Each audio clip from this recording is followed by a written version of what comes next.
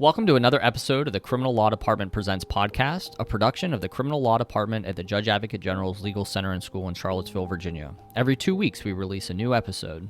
Today, we're going to have a conversation about a recent opinion from the Court of Appeals for the Armed Forces.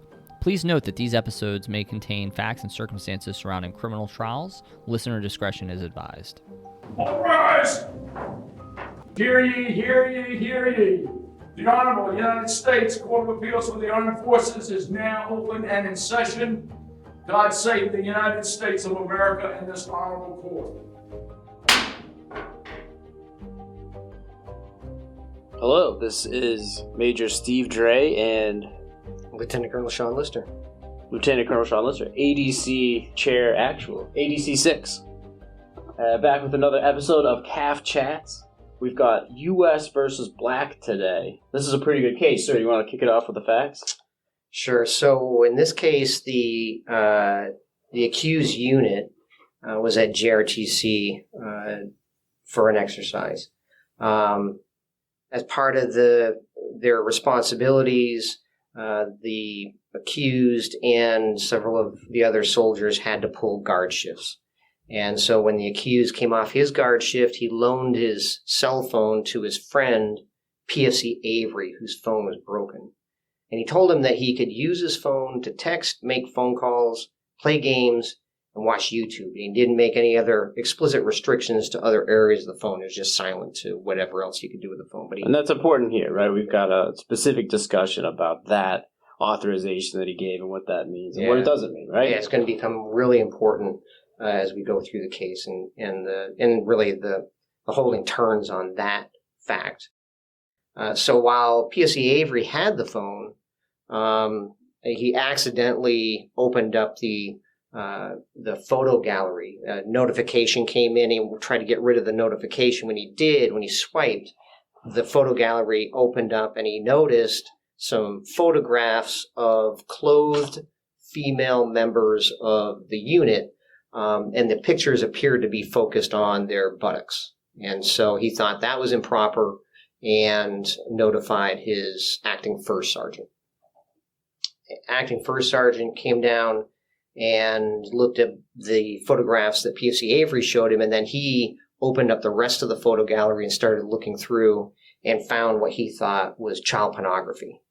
And so attempted to notify the command that night for whatever reasons is unclear in the opinion why, wasn't able to reach anybody. So early the next morning, notifies the command, and they notify CID. And so they bring the accused down to CID for questioning and seize his phone. The accused invokes when he gets to CID, but he does consent to a search of his phone. And as a result, they find child pornography and charge him with one specification of child pornography. At trial, the defense moved to suppress the evidence of the pictures, and the military judge granted the defense motion on really kind of three bases. One, there was no common authority over the phone, so that's a doctrine that would allow a person who has control of a premises, say, or an object to give consent to search that thing or that place to law enforcement. So that is really the main part of this case. And then the military judge said even if PFC Avery did not actually consent, so even if there was common authority, he didn't actually consent to the more expansive search by the first sergeant. So what the judge was saying is he showed the first sergeant the pictures of the clothed women, thinking that was the misconduct, and the first sergeant looked at that. PFC Avery didn't give consent for him to go into other areas of the phone, and so that was a second basis. That PFC Avery, the friend, giving this sort of third-party consent to search something that wasn't his. Exactly. Right. Exactly. And then the last piece of it was that the consent by the accused at CID for them to search his phone did not cure the taint of the illegal search that the first sergeant had done. The government moved for reconsideration and argued that inevitable discovery should permit the evidence to come into trial, and the judge shot that down said no, inevitable discovery does not apply here. So the government moved for an interlocutory appeal, which means that so the case isn't over, but we put the case on hold because what the judge's decision would do is cause an end to this case, right? Well, yeah. What so we're talking interlocutory appeals. We're talking Article 62 interlocutory appeal, which the government can do if, say, the military judge orders the suppression of important evidence, right? If a military judge keeps out important evidence of the case, material evidence of the government's case, then the government can appeal that decision. They can make an effort to appeal that decision. Or if a military judge were to functionally dismiss a specification, they could appeal that. There's a couple other ways that the government can get these sort of middle of the trial appeals.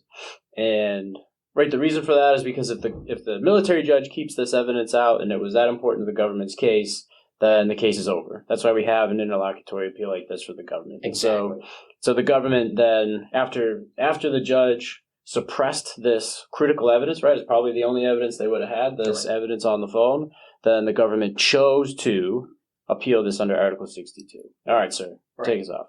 And so ACA, on that appeal, ACA reversed and found that the military judge abused his discretion. They determined that there was common authority and that PSC-Avery had unlimited access to the phone, giving him authority to give unlimited consent for the search. Right, their interpretation was this. While the judge took an approach of, well, you were granted limited authority to look at a few things, that excludes everything else. ACA said, well, you need to explicitly say you can't look here, and they didn't see that here, so they reversed, right? Right. And so then the question CAAF was posed on appeal was whether ACA erred in its abuse of discretion standard. But in doing so, they look all the way back to the military judge's decision. And what they held was the military judge did not abuse his discretion. So they reversed CAAF. The CAAF reversed ACA. Exactly. So, well, let's pick that up real quick, just to talk about this, just to talk about the appellate posture of this case. So good news first, right? For the accused, military judge suppresses critical evidence. Great day for him, right? For Black, but the government appeals it in the middle of the trial. ACA says, bad news, accused. We disagree with the judge. We think the judge abused his discretion. And that's critical in this case, that standard of review that the appellate courts are using. They found that the judge actually was outside the left and right scope of the judge's reasonable decision-making power here. They thought stepped outside of that. And so then at that time, bad news for the accused can appeal to the Court of Appeals for the Armed Forces. The accused convinced his way into that court. And the CAAF did what, sir? Now we're there. So they held that the military judge did not abuse his discretion in suppressing the evidence. And so then they talked about the standard of review at an interlocutory appeal. And it's when the evidence is viewed in a light most favorable to the prevailing party, the court is bound by the military judge's factual findings unless unsupported by the record or clearly erroneous. Right, so it's a pretty high burden for the government to meet. It's a high deference to the military judge for sure. And you said they don't care. We pierce the veil. The CAAF pierces the appellate veil there. They don't really consider how ACA ruled. They're looking at the judge's decision in the light most favorable to the prevailing party, which here was Black. Right, and they say several times in the opinion, and there's a quote. Although we might have reached a different conclusion, we are mindful that there must be more than a mere difference of opinion to establish an abuse of discretion. Yeah, and that's important for our purposes here, sir, right? And if folks go out and read this case closely, you get the impression from this, maybe the CAAF, if given the facts that the judge had, maybe would have come to a different conclusion, right? But they are operating under this very deferential standard of review, the abuse of discretion. And so let's talk about their analysis. Yeah. And when we read all of these cases, the standard of review is so important. Whenever it's a clearly erroneous standard or an abuse of discretion standard, there's going to be a lot of deference given to the decisions of the lower court. And so that's kind of the backdrop of the court's decision. So they address the common authority, and they spend most of their time talking about the issue of common authority. And what they say is the scope of common authority isn't coextensive with a person's access to the property. So just because PFC Avery had the phone and ostensibly no restrictions, no physical restrictions, no password restrictions, nothing blocked his ability to go into any other areas of the phone, that doesn't mean he has common authority over the whole phone. And say the CAAF said courts should consider whether the defendant or the accused manifested intention to restrict access. And so what they looked at was here, and that's why going back to what we talked about right off the bat, when the accused gave PFC Avery specific permission to make phone calls, to send text messages, to play games, and to watch YouTube, that's what the judge found was the extent of the authority that the defendant gave to PFC Avery. And what the CAAF said was the military judge did not misapply the law when he held that the defendant restricted access without expressly telling PFC Avery what he was not allowed to do with the phone. And so that's where this case comes down. And it easily could have gone the other way, like you just said, right? That a different judge would have been exactly right, not suppressing the evidence and finding there was common authority despite those facts. Well, especially because you gave him the password, right? You gave him the phone, and there's sort of, there's certainly a tension there. Here's everything. You have access to it by just pushing a button. You don't need any more input from me. And certainly there's a reasonable interpretation that gives someone this sort of expansive common authority that the C.A.A.F found. But also, you think about just how you interpret the law. If I tell you can do 3 things or 4 things, if you do something that I haven't included, it seems like you're overstepping the authority I gave you, right? Like you make this, think about if this were a house. I say you can go in the dining room and the kitchen and the bathroom. Maybe I'm upset if you go in the basement, right? I haven't given you authority there because it's implicit in me specifying where you can go, that you cannot go to the places that I don't mention. So right. It's not unreasonable, right? That's it. We can have a reasonable difference of opinion about here, and that's what the C.A.A.F focuses on. Yeah, and I'm just trying to find the case that C.A.A.F talks about, the exact thing. So U.S. v. Reister they were faced with a similar question, and it was where the friend was given access to an accused apartment, and the issue was whether the friend who had common access to the entire apartment had authority to consent to the search of a logbook that was on a bookshelf. And the court there said the question was, whether the logbook was in a place that was impliedly off limits to the third party. And that's really the issue here was the accused gave PFC Avery express authority to do 4 things with the phone.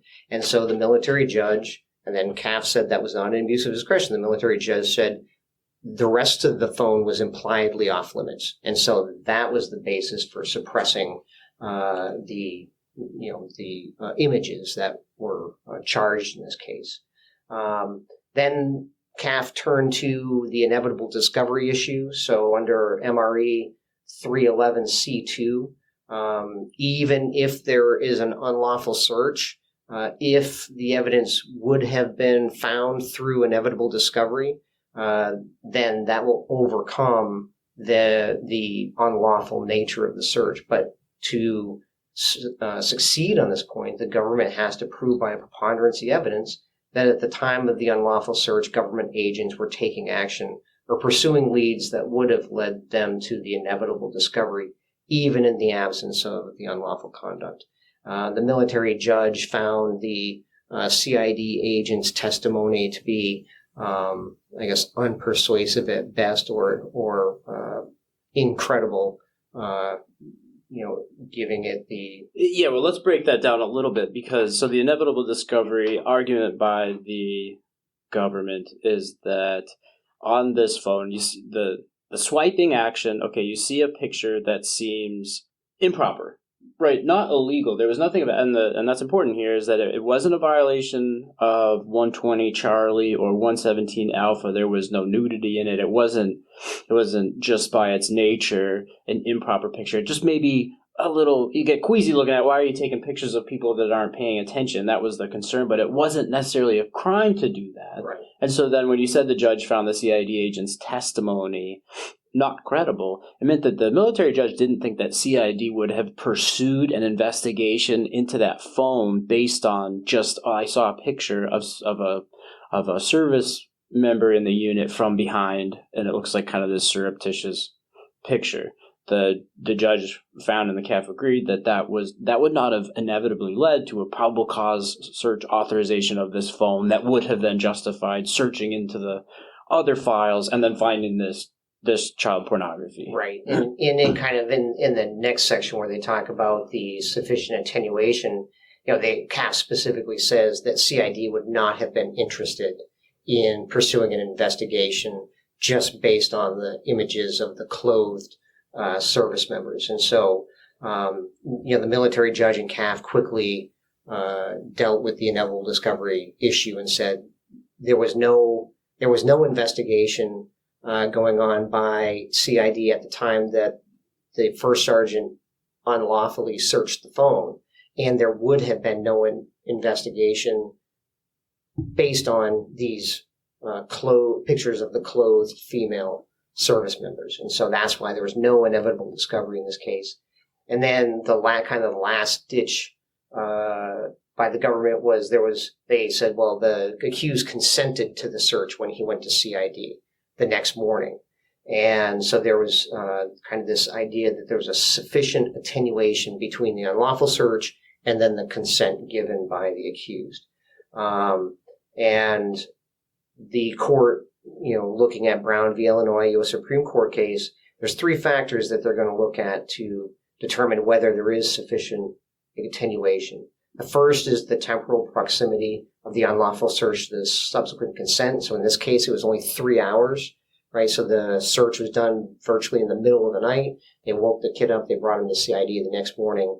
The second is whether there's any presence of intervening circumstances, such as CID was going to be doing an investigation anyway. In this case, CAAF said the pictures of clothed women would not have interested CID. They would have just declined to investigate this thing.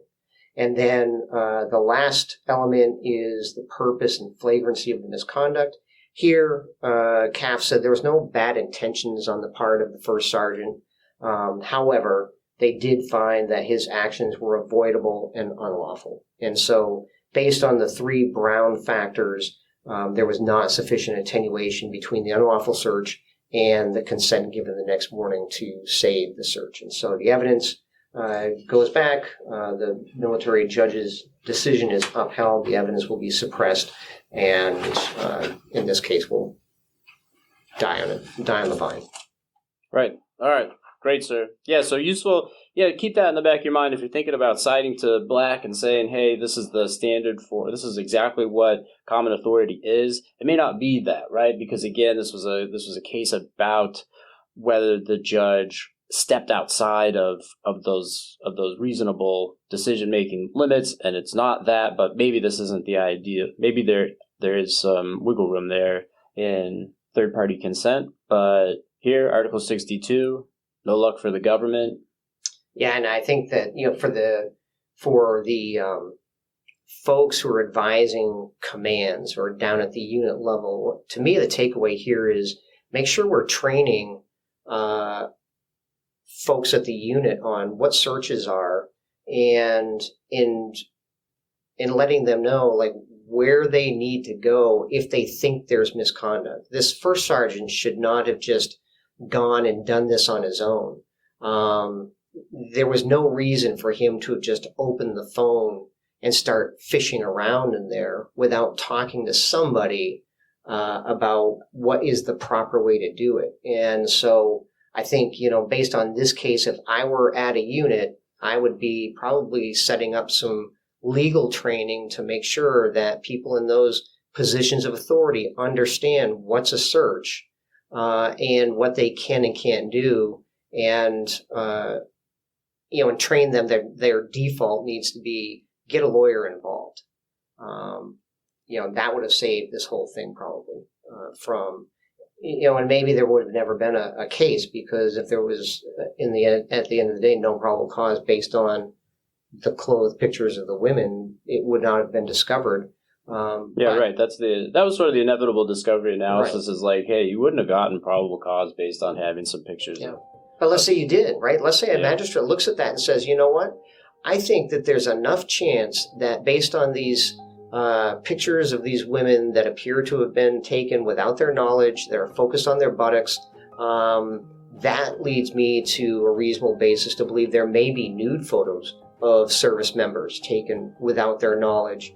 And so they could have gotten into the phone that way if they had actually gone to a magistrate. But unfortunately, in this case, because of the, I guess, well-intentioned but misguided efforts of that first sergeant, we don't know how this case could have come out differently if things had been done right on the front end. Right. It happens. Retrain. All right. Excellent. Final thoughts? Well, that's it. Train. Train and retrain. All right. Great. Thank you, sir. Thanks for joining us today for another episode of the Criminal Law Department Presents podcast. If anything you heard sparked a thought, we'd love to connect with you. Your comments help us create better future content for the field or the fleet. Reach out to us on Facebook or Instagram. The information can be found in the show notes for today's episode. The views expressed in today's podcast are those of the presenters and not necessarily the Judge Advocate General's Corps, the Department of the Army, or the Department of Defense. Court thanks counsel for both sides, and the court will stand in recess until further order of the court.